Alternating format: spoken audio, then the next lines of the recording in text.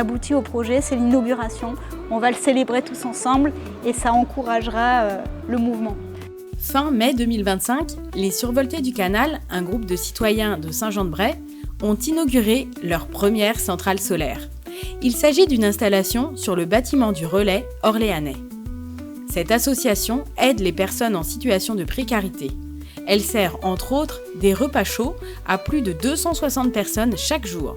Une institution très engagée dans le domaine social. L'ADN du Relais orléanais est le social. Nous employons dans notre réseau salarié près de la moitié des salariés en insertion. Mais nous avons aussi une préoccupation environnementale. Nous recherchons une réduction de nos coûts énergétiques. Les études nous ont montré qu'en installant le nombre de panneaux photovoltaïques qu'on a installés, on pouvait réduire notre facture de 30%.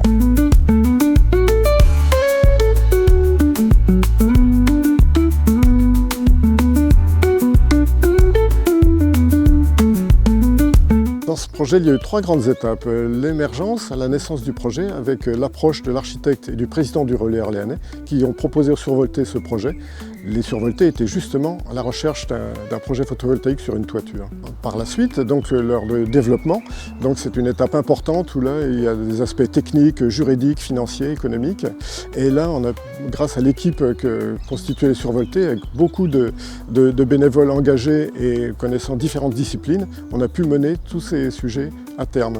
L'installateur choisi a été Heliosolar, à qui on a pu faire toute confiance car il nous a proposé un excellent projet réalisé dans les meilleures conditions.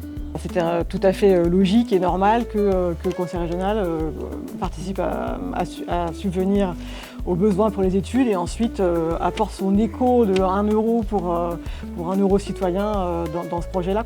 L'écologie sera populaire ou ne sera pas et là on a un exemple parfait vraiment de ce qui peut se faire dans ce sens, je pense. Ce projet s'est concrétisé grâce à 2 outils.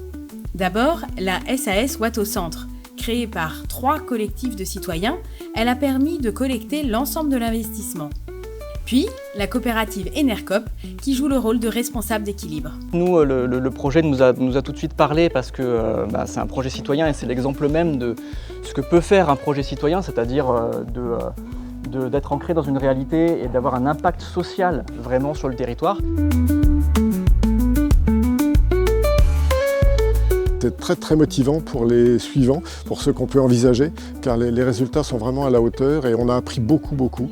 Et les partenariats noués et la mobilisation que ça peut entraîner dans notre équipe et dans le milieu associatif local nous permet d'espérer des retombées plus tard. Oui. Pour pouvoir maximiser l'impact social des projets d'énergie renouvelable, l'idéal c'est de s'adresser à ceux qui en ont besoin.